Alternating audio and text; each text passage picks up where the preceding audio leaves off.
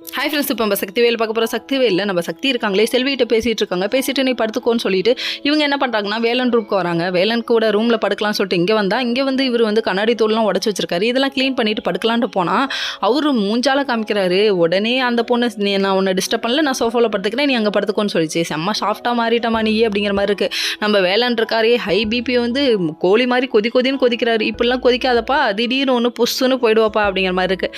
சரி, இதெல்லாம் ஒரு பக்கம் இருக்க நம்ம தென்னரசை பார்க்குற வேலை இருக்கே, இவங்க வந்துட்டு செல்வி ரூம் கிட்ட வந்து நின்று தட்டிகிட்டு இருக்காரு, பேசிகிட்டு இருக்காரு. இதை பார்த்தா செல்வி பயந்துட்டானா வாய்ஸே கொடுக்கலங்க. இதுதாம்மா நல்லது, நீ கம்முன்னு இருமா அப்படிங்கிற மாதிரி இருக்குது. ரூமை திறக்காது, ரொம்ப நல்லது அப்படிங்கிற மாதிரி இருக்குது. ரூமுக்கு வெளியே ஆபத்து இருக்குது அப்படின்னு சொல்லிட்டு ஓடி போயிடு, எப்படியாவது தப்பிச்சு ஓடி போயிடு அப்படிங்கிற மாதிரி இருக்குது. ஆனால் கடைசியில் செல்வி என்ன பண்ணாங்கன்னா, இந்த விஷயத்தை மறுநாள் எப்படியாவது அக்காட்ட சொல்லணும்னு வந்து நிற்கிறாங்க. அங்கே பாட்டி நிற்கிறாங்க.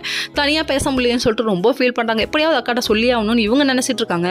ஏம்மா இன்னைக்கு மாட்டிடாமா, கிளம்பி உங்க வீட்டுக்கு ஓடி போயிடுமா அப்படிங்கிற மாதிரி தான் இருக்குது. தென்னரசு உன் எண்ணம் ரொம்ப தப்பாக இருக்குப்பா அப்படிங்கிற மாதிரி இருக்குது. இன்னொரு பக்கம் பார்த்தீங்கன்னா நம்ம பாட்டி வந்து நம்ம சக்திக்கு அட்வைஸ் மலையே பொழியிறாங்க. நீ போயிட்டு பூஜை பண்ணு, கண்டிப்பாக நீங்கள் லைஃப்பில் ஒன்று சேருவீங்க அப்படிங்கிறாங்க.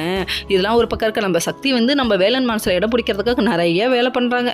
இப்படி தானே நானும் கஷ்டப்பட்டிருப்பேன், அனுபவின்னு சொல்லிட்டு வேலனோட சாபமாட்டுக்கு இருக்கலாம். நம்ம வேலன் மூஞ்சால காமிக்கிறது தாங்க முடியாமல் நம்ம சக்தி என்ன பண்ணுறாங்கன்னா, எப்படியாவது பாட்டி சொன்ன பூஜையை நான் பண்ணி ஆகணும், வேலன் இப்படியே போயிட்டு இருந்தால் சுத்தப்பட்டு வர்றது, நாங்கள் ஒன்று சேர்ந்து வாழணும் அப்படின்னு இவங்க ஆசைப்பட்றாங்க. ஓகே ஃப்ரெண்ட்ஸ், நெக்ஸ்ட் வீடியோவில் பார்ப்போம்.